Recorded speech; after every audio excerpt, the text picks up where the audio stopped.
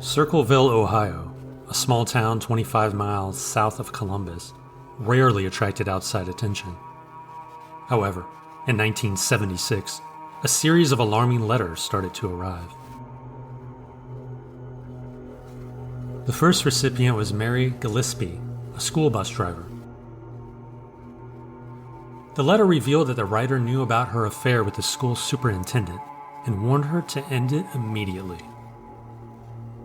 Along with allegations of the affair, the letter contained a sinister threat, stating that the writer knew where Mary lived, had been observing her house, and was aware she had children. Postmarked from Columbus, Ohio, the letter lacked a return address and signature, leaving the sender's identity a mystery. A week later, Mary received another letter with a similar tone. She kept the letters to herself until her husband also received one. The husband, Ron, was immediately startled. The second letter warned him that his life was in danger if he didn't take action to stop the affair. The news of the alleged affair quickly spread through Circleville. Subsequent letters became even more threatening, demanding Ron to make Mary confess the truth and inform the school board. If he failed to comply, the writer threatened to expose the affair through various means, including CB radios, posters, signs, and billboards. Mary and Ron confided in 3 individuals: Ron's sister, her husband Paul, and Paul's sister. They suspected the identity of the letter writer and devised a plan to scare the person off. They sent a few letters stating that they knew the writer's identity without resorting to violence. For a while, the plan seemed to work. The threatening letters ceased. On August 19, 1977, Ron received a phone call that seemed to confirm his suspicions about the writer's identity. He decided to confront the person and left his home. Tragically, he lost control of his vehicle, crashed into a tree, and died. Strangely, his gun had been fired once. There was no explanation for when or at whom the shot was fired. The police ruled Ron's death an accident but faced accusations of a cover-up from anonymous letters sent to Circleville residents. Ron's brother-in-law, Paul, claimed that the sheriff had changed his initial stance on foul play.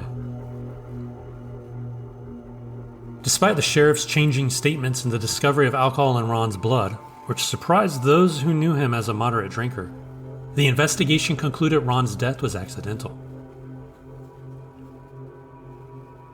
The threatening letters persisted even after Ron's death. Mary and the superintendent eventually admitted to their relationship, asserting that it began after the letters were sent.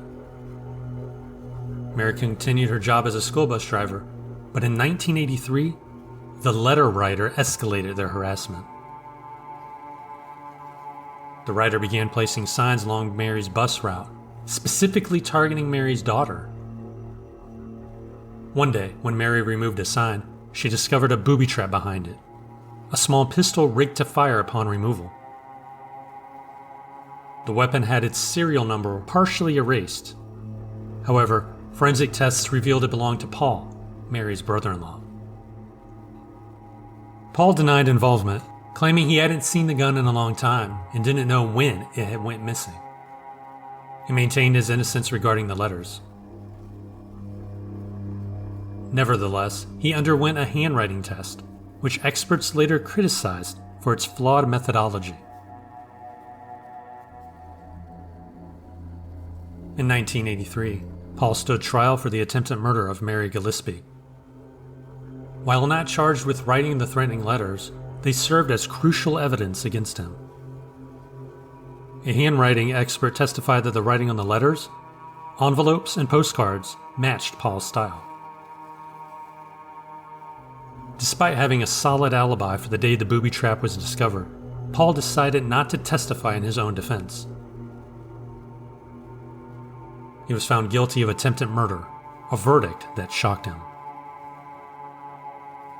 While in prison, Paul continued to receive letters, postmarked from Columbus, even though he was incarcerated in Lima, Ohio.